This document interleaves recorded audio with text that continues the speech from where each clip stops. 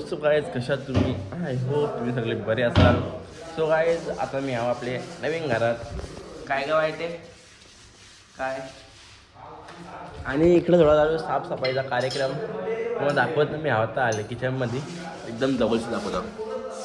Mummy झाडू मारतो mummy Eva बंड्या व बंड्या नको ना बाबा सगळी बोलतात बोलू दे नको मग सांग मी आज इज्जती त्याला हे सांग मग सगळ्यांना इज्जत सगळ्याही नका बोलू फक्त मीच बोलू. आमचं फक्त यशा बोलतं हा हा बाकी कोणी बोलू नका.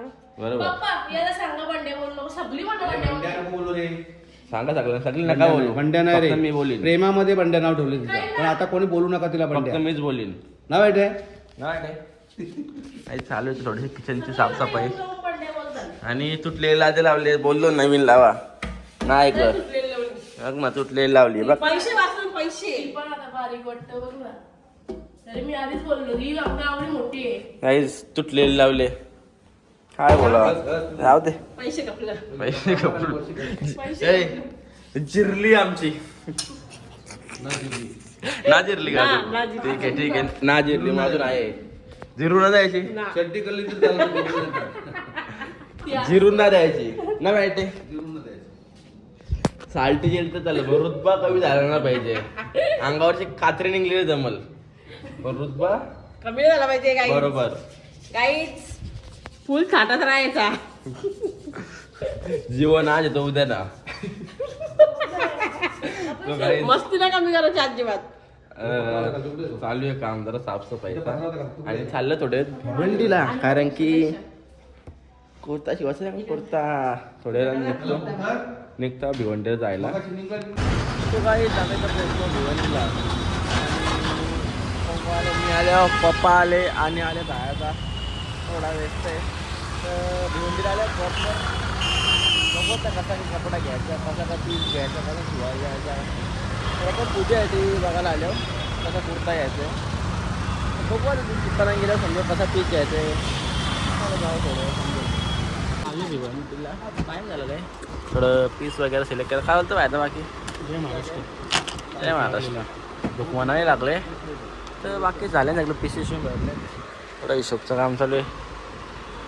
भाई रुणालचं दुकान आहे आपले साई कलेक्शन रेड पीस माणुसकी मेन महत्वाची काय माणुसकी आहे. रेड बीटचं टेन्शन ना आपला माणूस आहे भिवंडीला कधी बी या इकूनच मानल्या प्रो रुणाल पप्पू नंबर आहे थांब ना नंबर मराठी साई सिद्धी टेक्सटाईल लावटी मार्केट भिवंडी हा नंबर आहे कॉन्टॅक्ट करा आणि इथंच या पीस कपडे घ्यायला. धन्यवाद. प्राईजमध्ये बेस्ट कपडा भेटतो भले मार्केटमध्ये सगळीकडे कपडे तेच असतात पण प्राईस ती नसतं समजलं माणूस किती नसतं. तुम्ही या इथं आणि इथनंच कपडा पीस सिलेक्ट करा घेऊन जा. लग्नाला नवऱ्याची शेरवानी साखरपुड्याची शेरवाणी करोल्याचे कपडे सर्वांना इथेच शिवा एकदम बेस्ट प्राईजने भेटतील. धन्यवाद.